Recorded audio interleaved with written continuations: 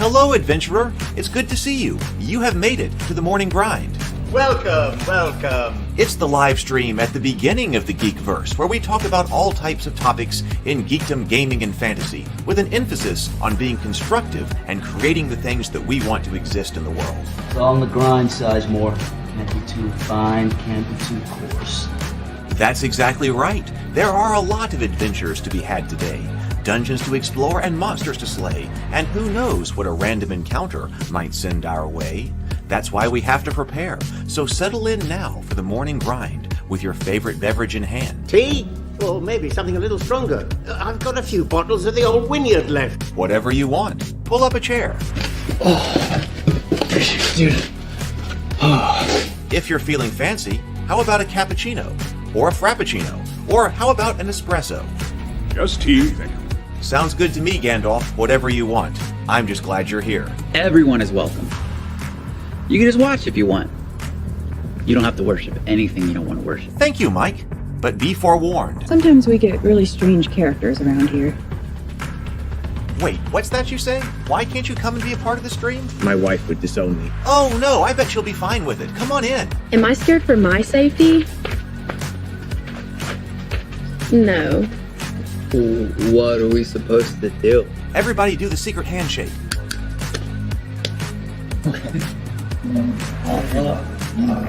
Secret cultist handshake. Oh, now do wizards who love each other.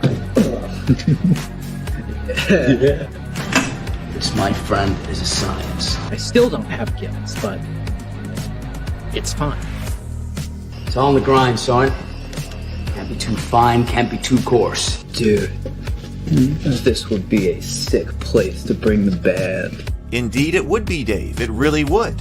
I'm seeing more people coming in. Welcome. Glad to have you here. Oh, look, here's someone new. Is this the cultist meetup?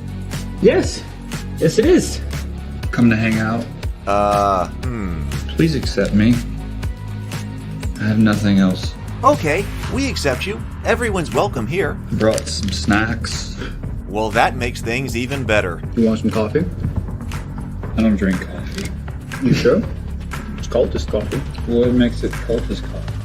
I'm a cultist and I'm drinking it. Oh. Then I'll have some. What exactly is going on here? I'm seeing more people coming in. Welcome. It's so great to have you. Oh, and look, here comes another stranger. Can we help you? Yes, fellow cultists. I could really use some food. Oh yeah? Welcome. We have donuts. Oh, it's me. I'm glad I'm here. I'm sure you have a few questions for me, though. What's your name? Who do you work for? What god do you worship? Great questions, Rob. I'm Steve King, and I worship Nyarlathotep. No, not really. I'm just Heath, and I won't be worshiping anything this morning. But I will be your host. Welcome to the office. We're going to have a great time. I've got my coffee ready, because now it's time for the morning grind. If you could become a fish, that would be amazing. Then I could command you with my mental fish powers. Good morning, everyone. Good morning, and welcome to another morning grind. It's so good to see you. I see we've got Stray is here, we've got Dermis is here, 7Xmas7 is here, and James Bacon. Good morning, everyone. Good morning. It is so good to see you. Today is Sunday, which means it's kind of our potpourri day, which means that I try to go over topics that I don't think warrant or would take up an entire hour of a show, because there's some other smaller things that I think we need to take a look at sometime. So I try to do all of that on Sunday. So we have a number of topics that we want to look at today. We'll be doing an unboxing. The main thing, I suppose, is the unboxing of the Pathfinder GM screen. We've been taking a look at a lot of Pathfinder on the channel lately, and I want to see what the Pathfinder GM screen's like. And this has been sitting here in the shrink wrap for a while. And then I also have Over the Troll Bridge, which is a lightweight RPG that my friend Brian Colin created over at Creature Curation, and this is a Kickstarter that I got in. It may have been perfect for the nephews. I see the question about Hero Quest, so I want to take a look at that. And then also, speaking of Hero Quest, we've got one of the Matt, one of the members of the community who runs Gravendal Games, created an online quest builder for Hero Quest. So I want to take a look at that. So yeah, this has been a crazy, what was it, like 18 hours now or something like that? Because Mike says, how did the Hero Quest session go with the nephews? Excellent. It went excellent. We played Quest 4 Prince Magnus's Gold, and we had a great time. So I had my 3 nephews, and then my brother was playing on the hero side with them, and I was playing Zargon. We had a fantastic time playing Hero Quest. They against all odds made it out. We thought there were going to be a lot of casualties. Now, my brother playing the Barbarian died in the final room, but I was expecting that a lot more of them were going to die. But I've got one nephew who can really roll some serious dice, and he was playing the elf, and he was killing everything that the elf touched. So we did that, and then after that we had dinner, cooked steaks, grilled out steaks. So after the Hero Quest game, steaks, and then after that, I had never played Code Names before. I need to add Code Names to my board game collection because we enjoyed that. We played 2 or 3 games of Code Names, and that was a lot of fun.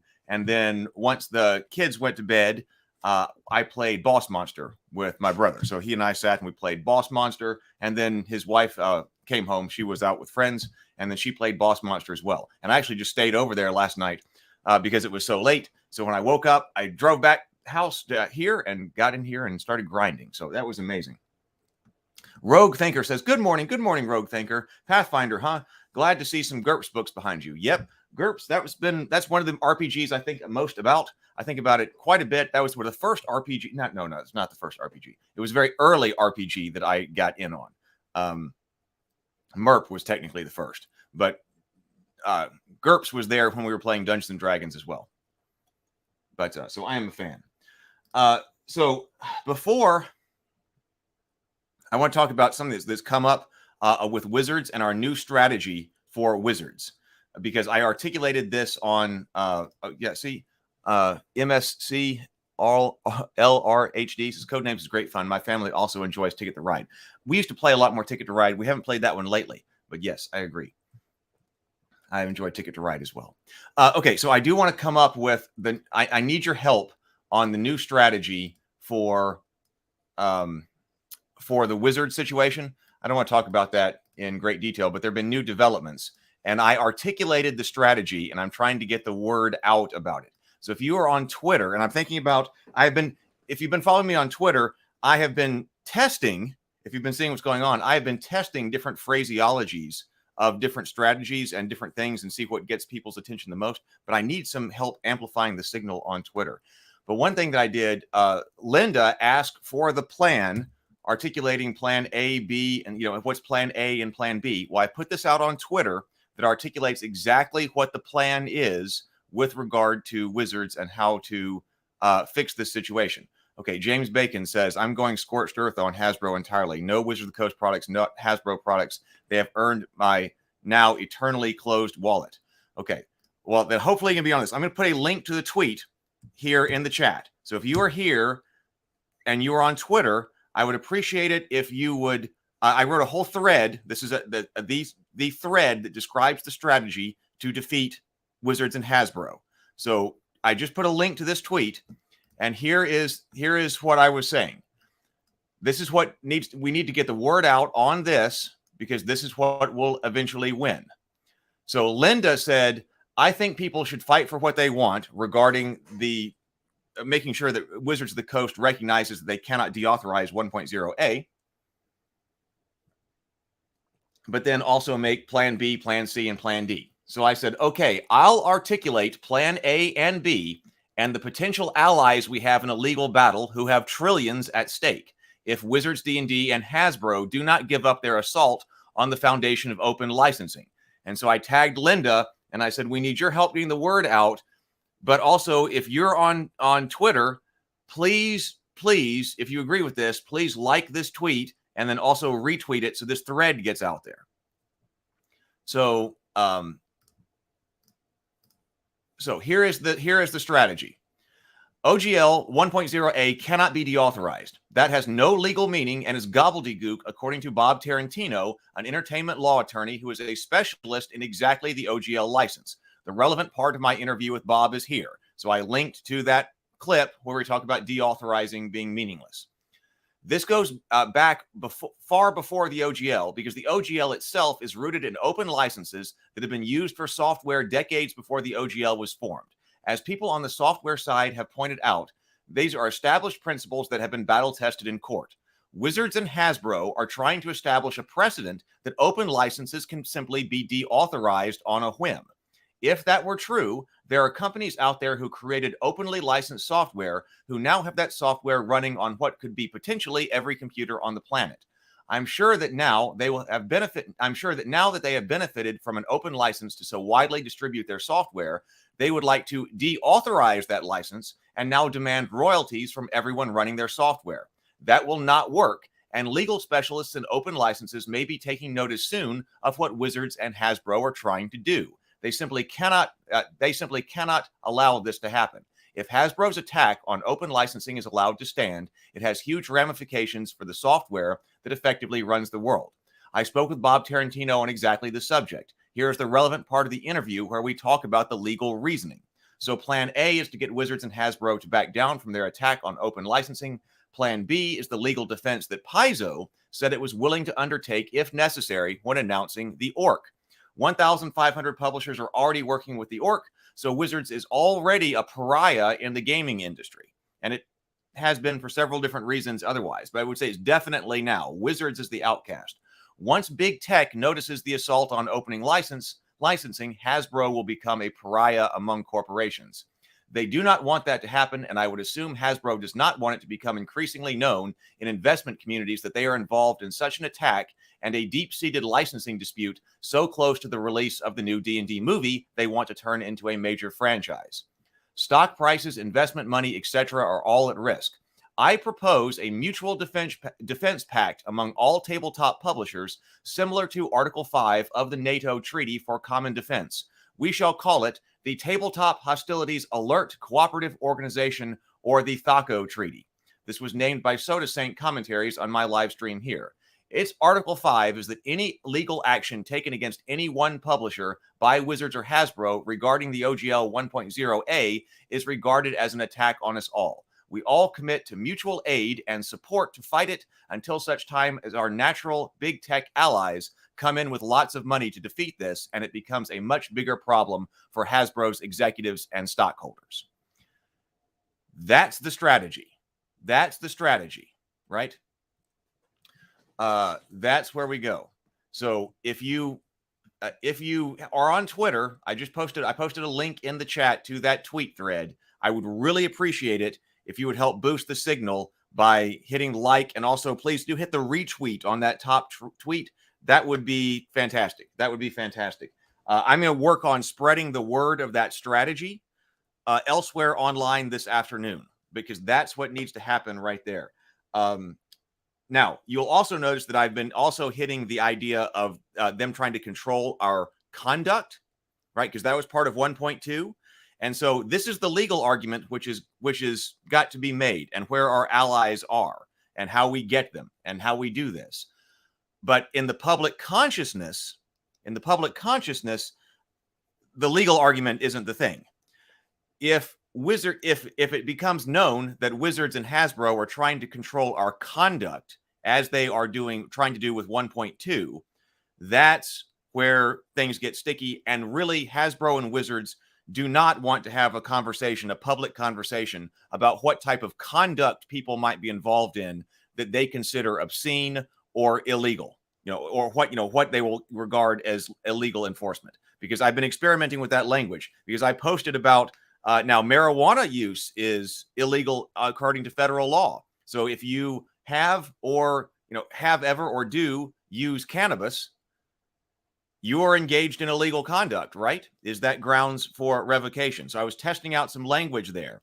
Some people understood that, because you'll notice what happened last week was a major reframing on Wizards' part, right? So Wizards came out and reframed the conversation when they gave out, when they were doing the Creative Commons license.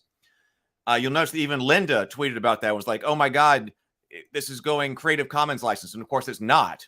It's not. A very small part of it, they said they might go Creative Commons license, but that's a very small part of what we already have, because they did something with an open license and they're assaulting the open principles of open licensing, and then trying to say, well, now, wait a minute, we're giving something on Creative Commons. And so that reframing refocused the conversation. And there were a lot of people that went, oh, they just instinctively went, oh, Creative Commons. So that's good there. So it's good, right? So they reframed that conversation. So while we organize this strategy, we have to reframe the conversation to, and I believe the control of conduct is it. All right. The control of conduct. So that's why I've been tweeting out different things, testing out wording to understand how to do that, because I'm also going to put out some YouTube videos. You may see those this afternoon. I've got other things to do, but this is a big one. So there'll probably be some dedicated YouTube videos coming out about this today and tomorrow and such. And if you would watch those and share those, if you are a part of the strategy, we will try to get that going. And a lot of people looking at these arguments and understanding what Wizards is actually trying to do in a way that executives in Hasbro do not want, in a discussion that executives at Hasbro would not want to be having with regard to this upcoming D&D movie. So that is the strategy that I'm working on. So Sub Commander, then we'll move on to the other things right here, but see what's going on here. Sub Commandant 73, welcome. So WotC has invested millions in the closed VTT for 6E. They cannot and will not change course now. This battle for 1A is lost. We just need to move on to other games. Now, I do not believe the battle for 1A is lost. No. By the time major software companies, you think this is chaos now? You think this is chaos in the tabletop gaming industry when somebody is attacking an open license? You just wait until somebody decides to start deauthorizing open licensed software. That will absolutely create chaos in the entire world. It's absolutely not lost. Absolutely not lost. That there can be no precedent. There can be no precedent set that you can deauthorize an open license. No.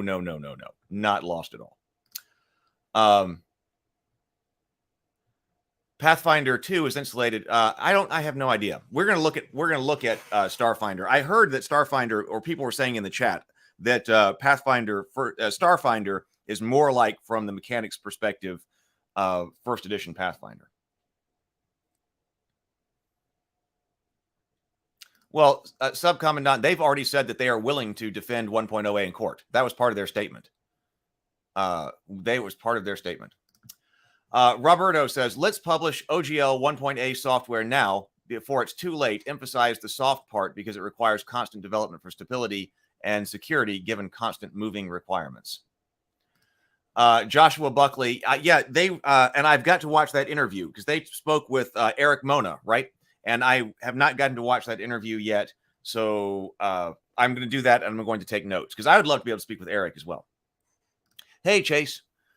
Thaco. Yep, I need to get more publishers looking at Thaco, the Thaco Alliance or Thaco Treaty. That's what needs to happen here.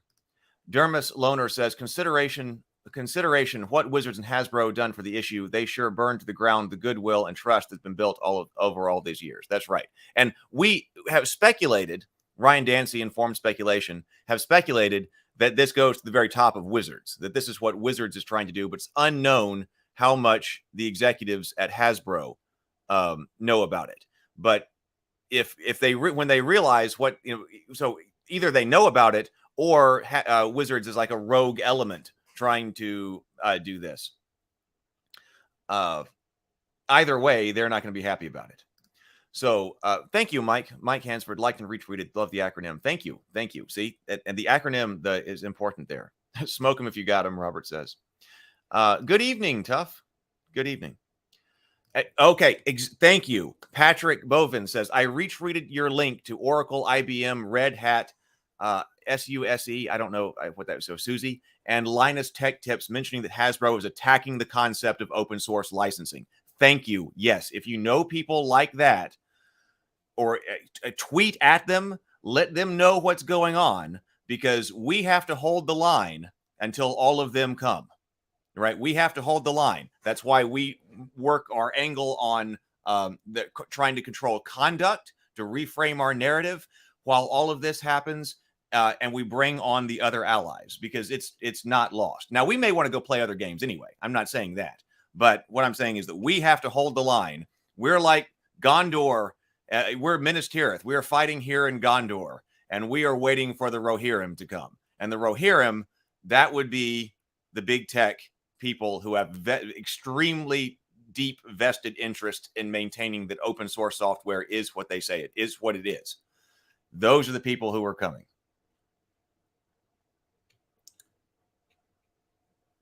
Well, that's fine. They can try that, and they can encounter some people who have a lot bigger pockets than they do on this attack. Now, as we've said many times, if they want to create a 6th edition rule set, they can absolutely create a 6th edition rule set and then license it under whatever licensing terms they want. This is about an attack on open licensing and trying to control our conduct, right? So, yeah, obviously, we did say that the biggest competitor to 6th edition would be 5th edition. So they do feel like they need to kill it, and they're doing it in an unlawful way.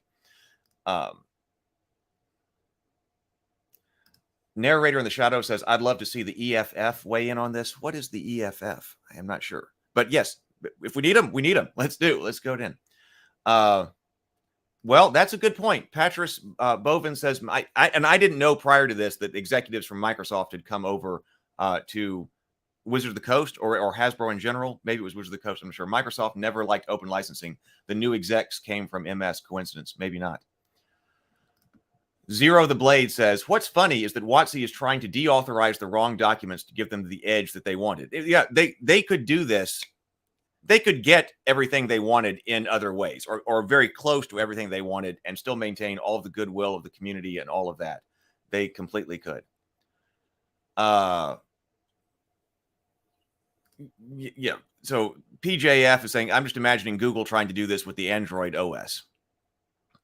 Or Chromium web browsers, MS Edge, Chrome, Opera, etc. Yeah, this is much bigger than something about Dungeons and Dragons. It's much bigger. Pilgrim Media says that that woman at WotC should be fired.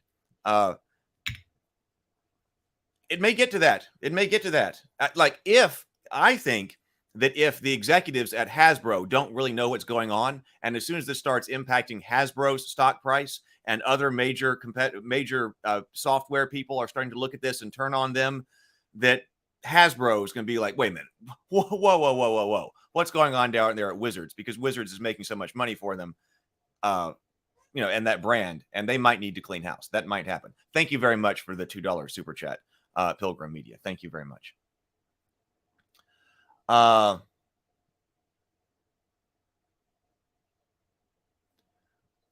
So, we can talk about that. There is let me just say, there is the Defend the 1.0a Discord server.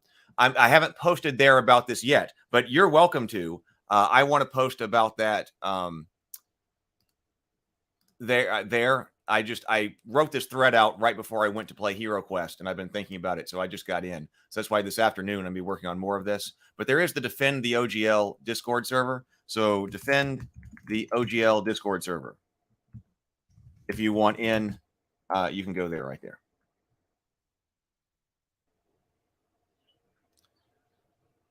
So Robert Romano says, my lawyer says that OGL 1.A is written applies to licensees, not products per se, in terms of acceptance and agreement. Yeah, I think so.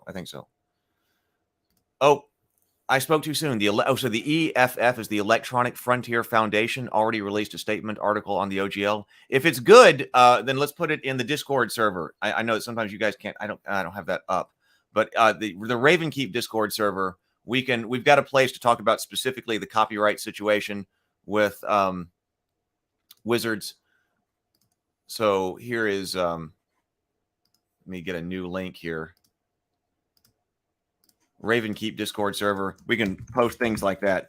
Please do. I'd like to read it. Ravenkeep Discord server. And Robert Romano says the perpetual license extends to the person and lives on.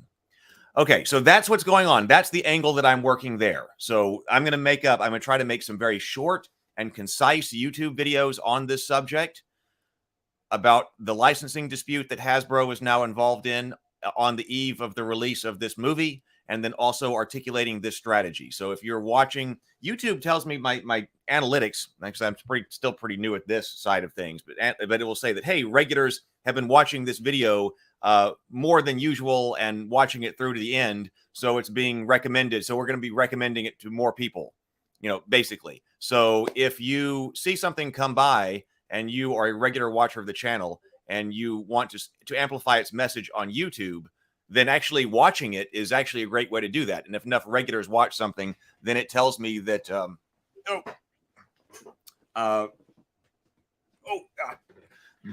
they'll be recommending it to more people. And then, of course, on Twitter, likes and retweets. Oh, thank you. See, Kronos Chiron says, yep, you have a great voice too. Thank you. Thank you. I've been told that, and for a while I wanted to do radio when I was a kid. But I never did that. But now I kind of am. Oh, okay. I've got so many Discord DMs to catch up on. I've got so many messages to catch up on because I was not even at the computer yesterday. I sent you a message on Discord. Can we get a dice spot? Sure. I don't know how to do that, but we can find out because, yeah, we can absolutely have a dice spot. Subcommandant says Paramount must be pissed at WotC damaging the ticket sales of the new movie, which will lead to the cancellation of a new TV show. Right. This is the wrong time to do that. If this movie doesn't work, because boycott D&D or the boycott D&D movie was already trending on Twitter, like hashtag boycott D&D or something like that. They probably don't want boycott D&D because of a licensing dispute and stuff like that going on. So right now, right, because I mean that's the money talks, right? I don't like to just sit here and I don't just do constant live streaming and conversations about how much I don't like something, which includes something like the OGL 1.A situation, because constant talk about it doesn't help.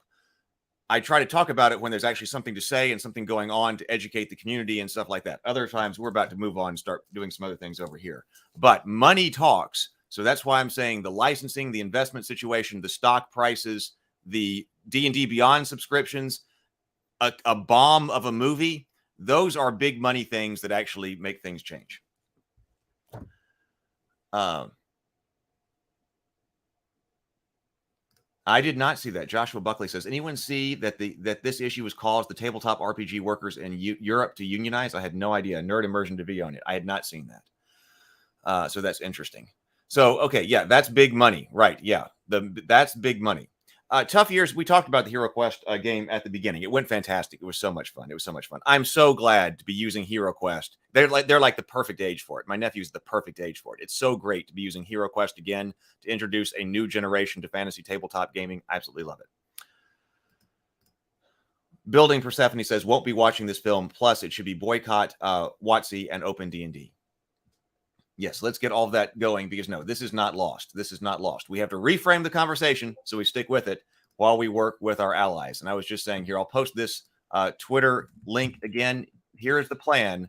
If you are on Twitter, I would really appreciate liking and retweeting that. Maybe other people will notice and it will get out there. I would love for Linda to be in on that as well. Okay, so that's the update there. That's what's going on. So be prepared and we can talk about that elsewhere. But what I want to do is I want to look at let's go on to looking at what we want to look at today. And I am hoping I've got a whole series of videos on this channel about Game Master screens. Yeah, right. We need that too. This is a great point. That if Magic the Gathering fans get on the boycott, all hell will break loose at WotC and Hasbro. Right. Because that's another pressure point where it's talking about money, because they've got their own online Magic stuff too. Right. I'm not as familiar with that because I'm an extremely casual Magic player. I just play the physical cards with my nephews when they want to play. And I enjoy that, but extremely casually. But if the canceling D&D Beyond, was a major issue, if people start canceling Magic the Gathering, yeah, that's also another major pressure point. So there is a lot of monetary leverage, I think, that can be brought to bear on this situation until they do what they should be doing. Okay, let me bring up the auxiliary camera system.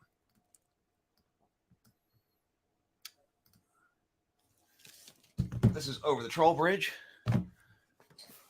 So what I was saying is I did a whole series on GM screens on the channel. Before I was live streaming, I just did some videos on examining GM screens and what the best GM screens for at the time Dungeons and Dragons was. AD&D, the best screen I ever had was an advanced Dungeons and Dragons screen, because to me, screens need to provide info. And one of the most embarrassing screens that I've ever seen was the original 5th edition Dungeons and Dragons GM screen. We talked about that long before this debacle.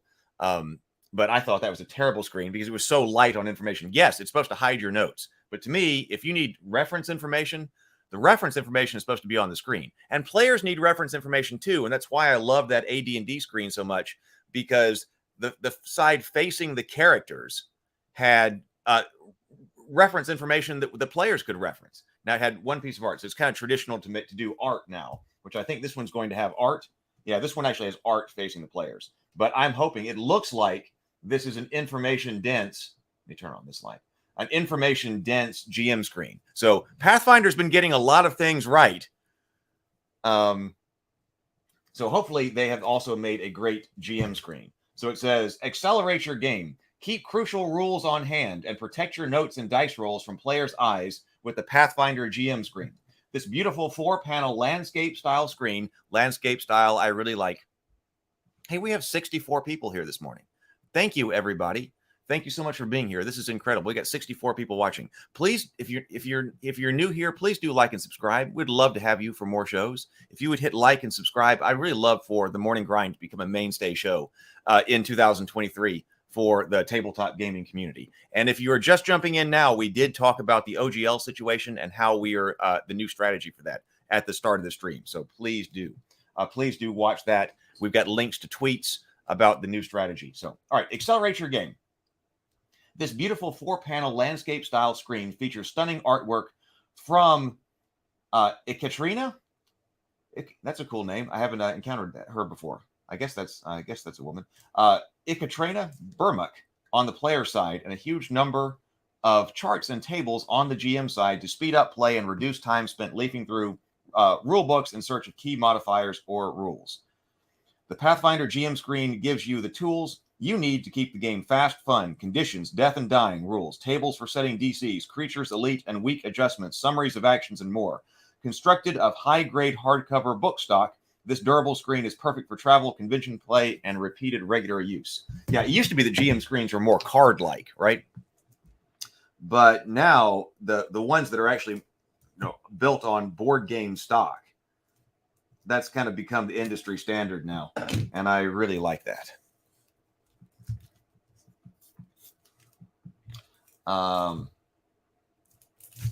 Here we go. We did. Interlights, we broke 15,000 subscribers. We did. Yes, that was incredible. I saw that this morning while I was having some coffee over there at my brother's house. That we now have 15,000 subscribers. That's a huge benchmark. Thank you so much to everybody.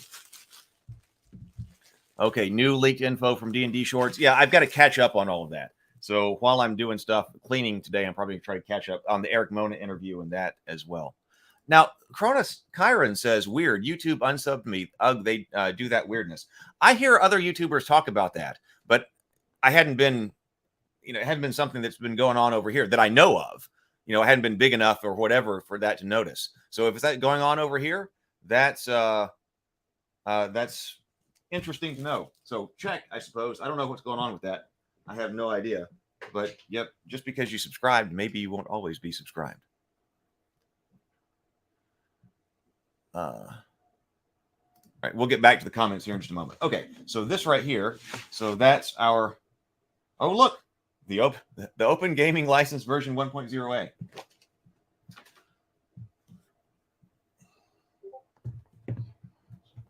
Okay, so this one does have player-facing art. Now, I'm not opposed to screens with player-facing art because I do think that the look and mood of the table is really important. I've talked about that, and that's one of the things that a minor complaint that I have with generic systems is that if you're playing in Middle Earth or something like that, or you're playing in a particular fantasy world, I like for the table, the look of the table to kind of support and the feel of the game, because I bring that up a lot. Personally, I'm big into the feel of the world. That's one of the reasons why I like all these games, because I want to feel like I'm in the world. So admittedly, on that point, having a bunch of text on the back for the players doesn't contribute to that. And the art does. And okay, and oh my God, I have to say that this is beautiful. I'm going to slowly pan this through, but I'm just looking at it. Okay, so my initial impression right here is that this artwork for Pathfinder, that Ekaterina, and we say that's a Slavic name, this is beautiful. So if you're not going to have player-facing tables, the next best thing to have is fantastic art. So I would say they are winning there. This is really cool. Look at this. I love this wizard. Shooting at these, I guess, ghouls up here. Okay, well, they're winning there. They're winning there.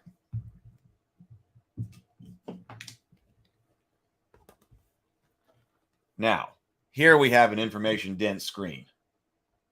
This is what I'm talking about. Let me see here. Conditions. So we've got lots of conditions in Pathfinder, obviously. So it is fantastic. I love conditions. And it's fantastic that we have quick reference for them here. So all of the conditions are right here. Our icon key right here, single action, 2 action, 3 action, free action, reaction. So that's here. All of our turns, all of our basic actions are here, as it should be. Specialty basic actions. Excellent. Death and dying, which that's important. All of our rule summary right there. Being unconscious. Going through terrain. Oh, and it even has what? Okay, man. It even references what part of the core rule book this comes from. Excellent. Building Persephone. I was supposed to smell it. I say smell it. LOL. This the new book smell, the new GM screen smell. Smells like new GM screen. But we got terrain. I love, man, that is fantastic. I didn't think about doing it. I created what I thought was the best combat screen for its Dungeons & Dragons 5th edition, but I didn't think about putting a page reference, but I should have. I love that. Page reference to, if you need more information, you know exactly where to go in your book. Pathfinder and Paizo continue to crush it, which was my opinion actually when I was looking at the 1st edition box. So that goes back to just from a product perspective, they completely outdo, in my opinion, WotC from the product design standpoint and what the product is consistently, which I was saying before all of this debacle. So this is another fantastic demonstration. So skill actions. So all of our skill actions are here. Simple DCs. So we've got reference by that. DC by level over here. DC adjustments. This is packing a Game Master screen full. Specific skill DCs for things like sense direction, gather information, craft, track, creature identification. Use the creature's level, adjusted for rarity and fame. Success recalls a well-known attribute. Critical success adds something more subtle. Oh, so what skill? If you want to know something about an elemental creature, it should be Arcana and Nature. Ooze is occultism. Humanoids or society. Cool. Detecting creatures. This is observed. We talked about concealment, so this is here. Undetected exploration activities. Oh, yeah. So exploration activities, that's what's going on when you're not in an encounter. We said Pathfinder distinguishes between being an encounter and when you're exploring. Falling damage. Climb DCs for structures and also going through structures. That's so nice. Forcing open structures and doors. Travel speed. Environmental damage. XP awards as a reminder there. Oh, our adversary table about how to build encounters. Encounter XP budget. Elite adjustments for monsters and then a weakened adjustment for monsters. I think this wins. I think that's a good screen. Of course, I haven't played with it yet because I haven't played Pathfinder 2nd Edition. I'm still learning like everybody else is. But as far as the qualifications about what makes a good GM screen, that seems like it wins. What do you think? I'm going to go over here to the comments.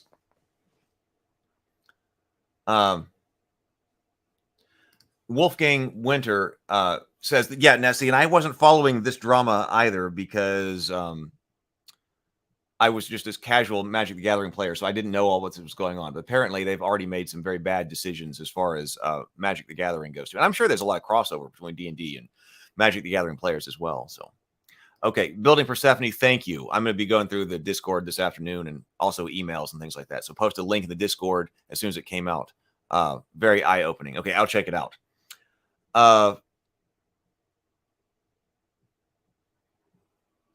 Wolfgang also says, I believe it's Forbes that has written articles about what's going on at WotC, and none of it's pro. I'll look for that too. Good morning, Don.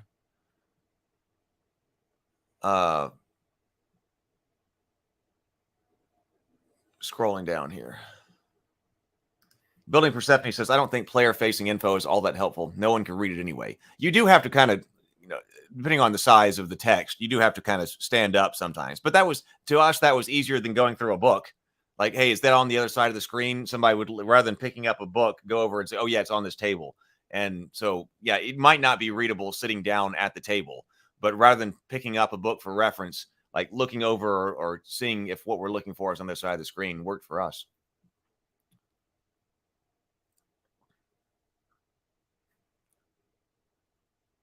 Building Persephone says, way better than I expected from Pathfinder.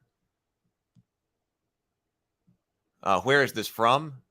This is I don't know where I got this. I probably bought it at Gen Con a long time ago. E. Armstrong says, one of the helpful things Pathfinder products have are the iconic characters. If you see the iconics, you know it's a Pathfinder product. The screen, this is the Pathfinder GM screen. This is the Pathfinder 2nd Edition GM screen. I got it at Gen Con a long time ago. Hey, Vision. Good to see you. Yeah, well, I've been very impressed.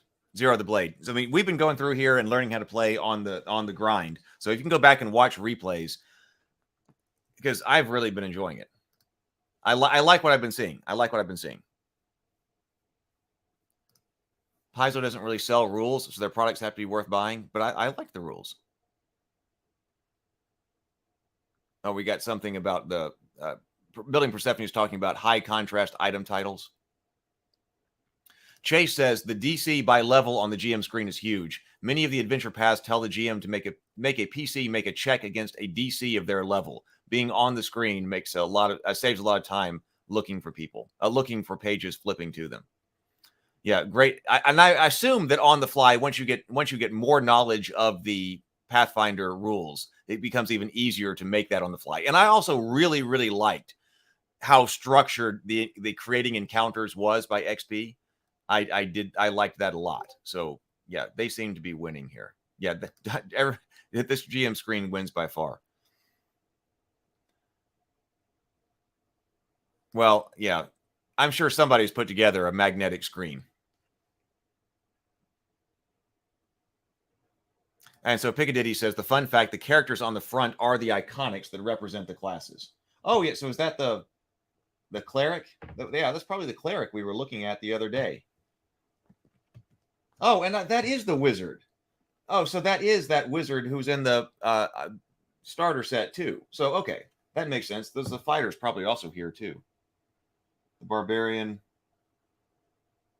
Okay, I recognize. Oh, yeah, so he's that right there. So that's the fighter. Okay, cool.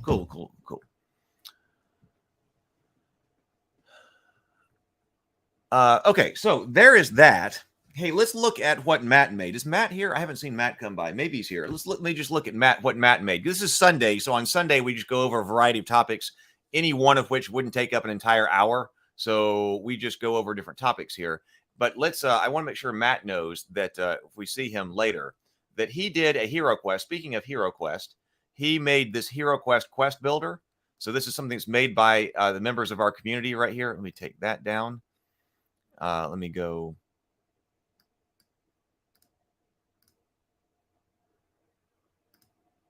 Here we go. So this, if you go to questbooklet.com, he put this out to the community. So this is a Hero Quest online quest builder if you're trying to build new Hero Quest stuff. So and I like that he divides it by quest book and then individual quests in book in the book. So if you want to create a new quest book, I already said the Black Blade. Let's make this one the White Blade. This is the White Blade quest book. It's a quest for the White Blade, but this is a whole quest book. So I create a new quest book right here. And then if I go into that quest book, then I can have any number of quests that I want inside that quest book. So I could say, let's say, name,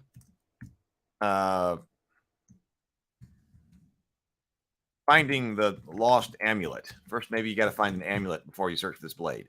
And then declare what the wandering monster is. Let's say that it's a skeleton. And then I have that. And then here is my Hero Quest board.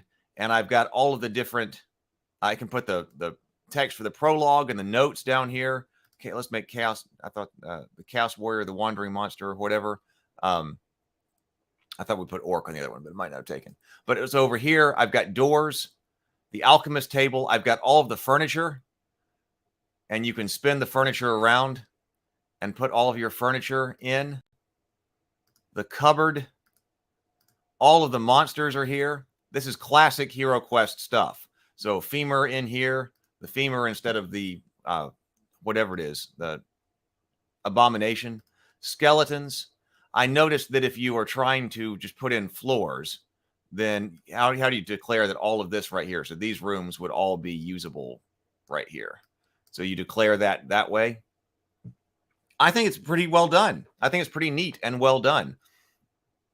It's we were talking about, my brother and I were talking about while we were playing Hero Quest. Do you remember, and he was asking me, do you remember photocopying the Hero Quest blank map in the back of the Hero Quest box and then having all of the different symbols as well that were photographed, and we would cut out all the little symbols to put on the map and glue them down, and that's how we made custom Hero Quests.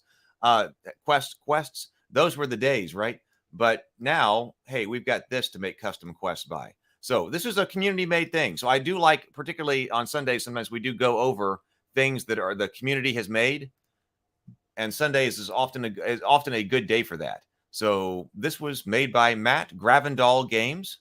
So this is questbooklet.com, the weapons rack. Check it out. I think it's awesome. So community-made stuff. We are big on creating here, creating community, building things we want to have in the world.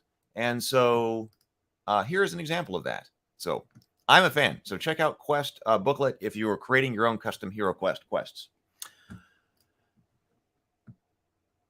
Let me take that down. So we also have something that was created by a friend of mine.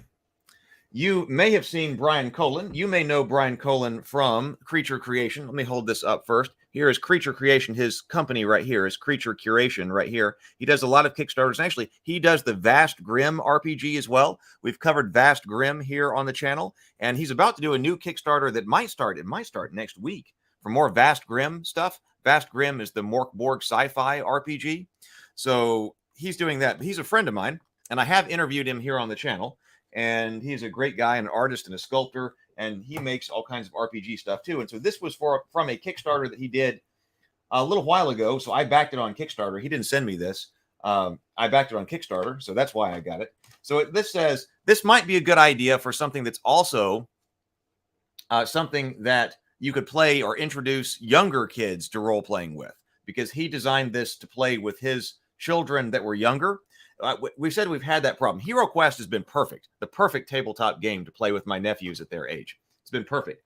I tried, this was a big mistake. I tried playing the Star Wars Fantasy Flight RPG with them. And that was too complicated. And I didn't even understand the system well enough. I was like, hey, let's do this intro box. That did not go well. So I would recommend, Hero Quest is freaking fantastic for that. But easy D6. I bet if I were going to try an RPG with them, they could do easy D6. We looked at easy D6 on the show, and I really liked it. But on the other hand, and I thought it might be just kind of perfect for them if we're actually doing a role-playing game instead of a tabletop game. But really, this might also be, especially if you've got people who are even younger. So this says, let me bring back up the auxiliary camera here. But this says play. So here's the cover right here. Over the Troll Bridge is what it's called. Over the Troll Bridge. It says play trolls, cross bridges, find treasure, protect Magic City from the lava below. The shifting metropolis known as Magic City is a place of wonder. Its bridges take trolls to countless exciting lands, and their influences make its districts and neighborhoods dynamic and diverse. So I got this rule book from Kickstarter. It looks like we also have stand-ups. We'll take a look at the rules here in just a moment. But cut on the solid line and then fold on the dotted line to make some troll stand-ups. So, the artwork that Brian does, he always does these, or typically his style is these very colorful and animated kinds of characters. So this goes really well with his style. If you've seen the monster, he sculpts these monster busts too. And you probably have seen him at Gen Con. If you've been to a convention and you've seen the guy who's got like monster heads, like they've been stuffed and then put up on the wall, he sculpts those individually. And so that's his booth.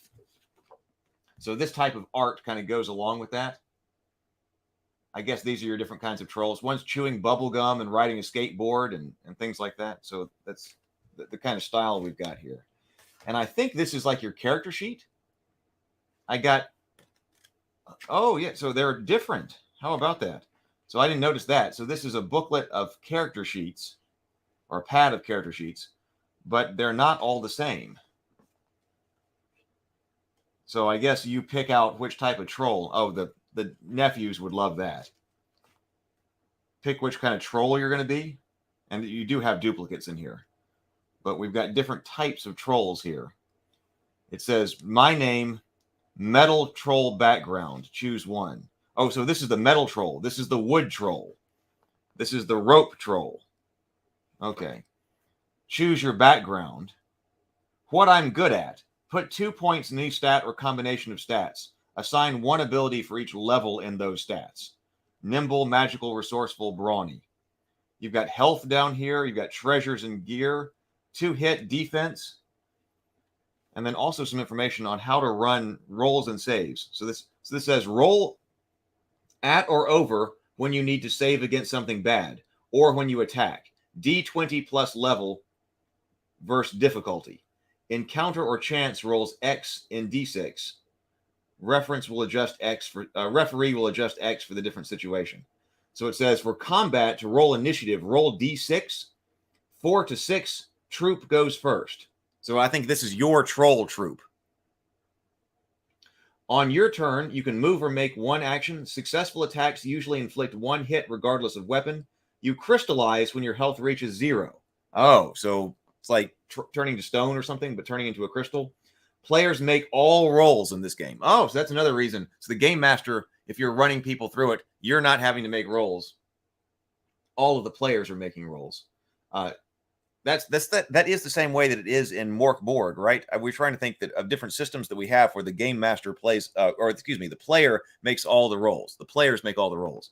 And I was like, which one have we looked at? But I believe that Mork Borg and Vast Grimm are like that then. Leveling. After completing a quest that has areas equal to or greater than the troll's highest level, advance 1 level in any stat. Get 1 ability in that stat. Every 3 levels, add 1 star, add 1 max health. So I guess the rule book would tell us more about that. But also we have this quest record right here. As they play, the troop should keep a record of their quests on the quest guide sheet. Each quest can have its own unique sheet. Where does this quest take place? Have any of your troop been here before? What do we know about the world and land? And then after the quest, what impact does the quest have on the troop? Who or what did we meet on this quest? And what loot did we collect? Actually, I like this. That's pretty cool. For encouraging the people at the table, especially the kids, to document what they were doing and then role-playing and understanding what the impact of the story was and who they met and what kind of treasure. And that way they can remember. You could review this, I guess, before the next quest. And like, all right, so what happened last time? So here's what happened. So I like that. Swords and Six-Siders. So we need to look at that one too. Swords and Six-Siders. That one needs to be on the list. I think it is on the list. Lots of RPGs to look at. We've got Beaver Coin says, Hero Quest is great. Another Hero Quest Afficando. Great to see you. Great to see you here. Hero Quest is great. Played with my kids when they were 5. Yeah, we started playing Hero Quest young too, as well. It's something you can introduce to people young. Joshua Buckley says, are they reusable? And it looks like no. This looks like just paper, but there are a bunch of them right here and a bunch of duplicates. So you could play, different people, I guess, could play the same type of troll, or if you want to start over with a troll, you could do that. But I guess they could be laminated. Yeah, Mork. So we got confirmation there. Mork Borg has all the players make all the rolls. And Buy This Axe I Hack. Have we actually looked at that one yet, or is that one still on the list? We've looked at Black Hack and White Hack, but Buy This Axe I Hack is a different one. There's a lot of axes, a lot of hacking going around. Of course, there's Hackmaster too. So lots of axes, lots of hacking, all this kind of stuff. Oh, Chase Street says, it's been a while since I've ran this, but I think Simbarum, however exactly you pronounce that. I've never heard it pronounced yet. So I think it's Simbarum. Has the players make all the rolls as well, or at least a big majority of them. We looked at, I didn't realize at the time that there was a different Simbarum system. We've looked at Simbarum over here on the channel, and I got 3 of their guidebooks, but actually the ones that I have are 5th edition books.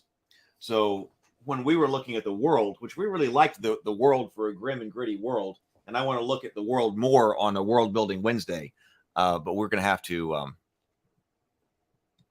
look at the actual Simbarum system. We'll do that. Yeah, we could also scan them. And probably, I bet that Brian has these downloadable on his website too, on Creature Curation. So, okay, so we've got at least one pronunciation on Chase Street. Somebody didn't like the way that I was pronouncing Midgard. So I'm pronouncing it Midgard now. We were looking at the Midgard book. So apparently I was pronouncing it too much like a U. But so that's why I'm emphasizing that. Midgard. All right, let's just see what's going on here. We got a few more minutes. I want to go ahead and look at Brian's book while we're looking at this, so that understand what's going on a bit more. So it's also a short RPG book. We're just trying to understand how to play here. He likes tables because of the Mork Borg and Vast Grim influence, I suppose. See, he says, and I haven't heard about this either. He says, this says, together we go. This work is based on Down We Go, downwego.games, and licensed for our use under the CC BY 4 International. This product is not associated with 1+ Expo or Apes of Wrath. So I don't know anything about Down We Go. So I guess this rules set comes from them, not a 1.0A license, but the Creative Commons 4.0 BY, which we've also looked at. So this probably rule system comes from them. We've got armor and items. It says, welcome to Magic City. The shifting metropolis known as Magic City is a place of wonder. Its bridges take trolls to countless exciting lands, and their influences make its districts and neighborhoods dynamic and diverse.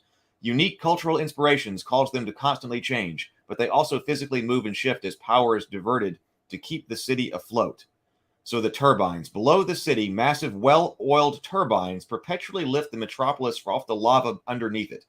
To keep these mechanical beasts in constant operation, engineers must feed their never-ending hunger with loot melted down by the forge. So it says, this is a cooperative storytelling game of high adventure, also known as a role-playing game. As few as 2 people can play, but often works best with a group of 3 or more. One person will be the referee, everyone else will play a troll, and the troll group is called a troop. Your troop of trolls go on quest to unknown lands and work together to bring back as much loot as possible. We need a 20-sided die, a 6-sided die, some pencils, paper, and imagination. We've got to keep Magic City floating by bringing loot from quests to melt down the forge. I like that. I mean, it reminds me of something you'd see in a cartoon, like a Saturday morning cartoon about trolls or something. You know, they're trying to do something like that. They got this weird situation with the city. This is definitely Brian's imagination here. And that, hey, why do all the trolls want treasure? All the trolls want treasure because they've got to go melt it down to keep their city up. So choose your troll type, create a name, select a background. You have 2 points to spend in stats. Pick one ability for each stat. Determine your health, 1 or 2 at the beginning. To hits is your brawn level.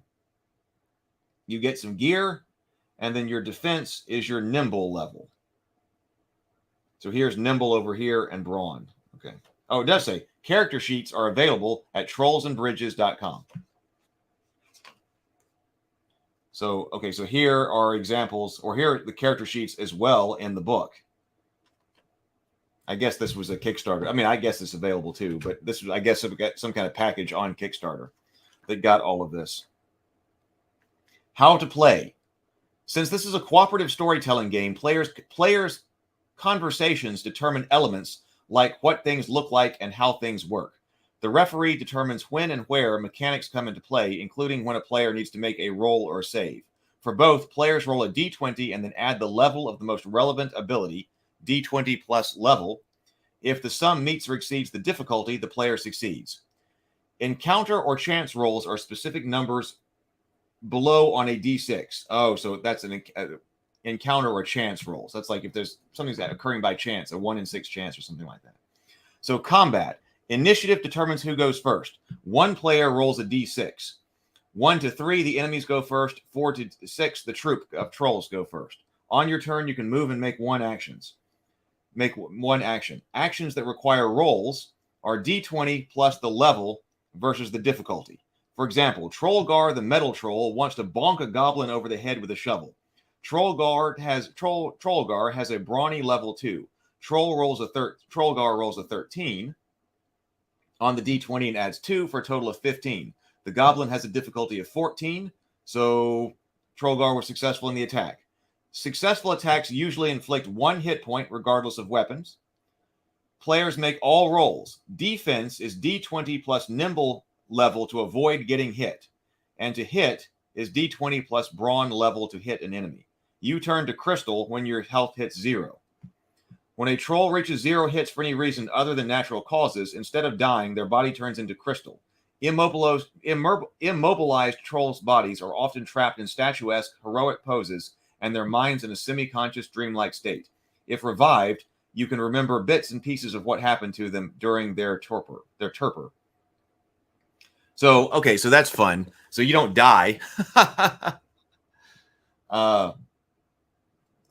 So you don't have to worry about that. You turn to crystal, and then the other trolls would have to help out their friend.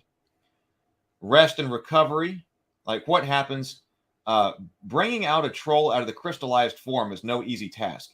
It takes many resources and a very powerful wizard. Quest in and of itself. If the troop has no connection to a wizard of this caliber, they have a 2 in 6 chance of finding someone willing to help for a price of d6 times 100 TB. I guess that's gold. Once revived, the troll always retains one residual effect, like crystallized appendage, like a weapon, reflective skin, nervous, or extra stout can carry d6 additional items. Resting and recovery, advancing the quest record, gear and items. And I think a lot of this in the back has to do with, okay, now where are you going to go adventuring in different districts of the city to help create some type of adventure, and lots of different tables in here to create some lighthearted, fun adventure. Oh, here's creatures you can encounter. So here's your bestiary. Lava lover, the fanged unicorn, the Igor, the orcish Igor. Brian loves creating monsters like this. And then NPCs in here. So anyway, that might be fun. It might be exactly the kind of thing to get somebody in the into role playing. Let's go to the chat and see what's going on. Oh, we have a super chat that's come in. Let me disable this. We'll go up here. So let's see here. Millmaster. So Millmaster, thank you so much for being here this morning, and thank you very much for the super chat. For 1993. Thank you, Millmaster. Millmaster says, thank you for your continued hard work in showing D&D alternatives. Also, it's pronounced Midgard.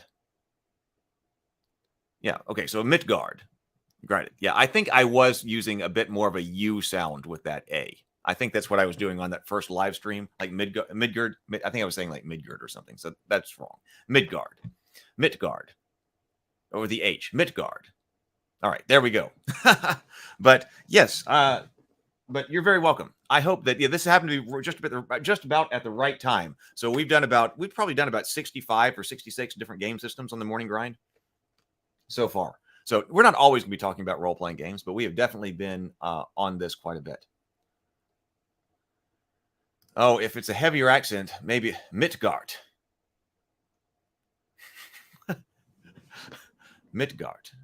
Okay. Chase says, I was just looking and everything is available on their website in physical form. PDFs are also available on Drive-Thru RPG. I had missed this Kickstarter, so I appreciate your reminding me of it. Okay, thank you very much for looking that up as well. So I didn't even think about Drive-Thru RPG, but Drive-Thru RPG makes sense. It said Trolls and Bridges, but you can probably also get to it from the Creature Curation website. To me, it feels like a Saturday morning cartoon. So for a game for kids where there's no death, which is a good thing. Yeah. Now, we almost had a problem when like one of the heroes were getting close to dying in Hero Quest. So, which is fine. They just, oh my God, I'm going to die. I don't want to die. I don't want to die. Well, okay. You just get turned to the crystal and roll the R. Okay. I'll practice a German accent.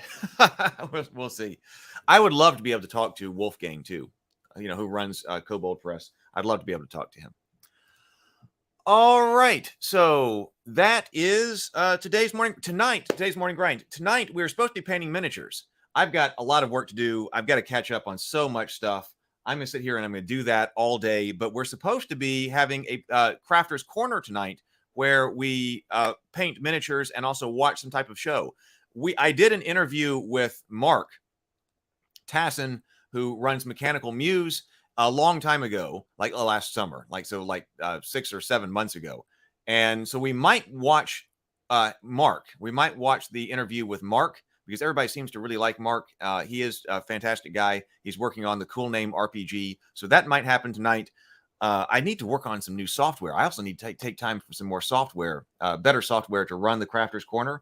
So if you're around tonight and you want to paint, that should be what we're doing. But I will post about that and put that up on YouTube and things like that. So everybody hit the like button. Yep. So I will see you in the Discord server, and then we'll be painting some miniatures tonight. Be productive. Go play games. Be productive and play games. Grind on, everybody.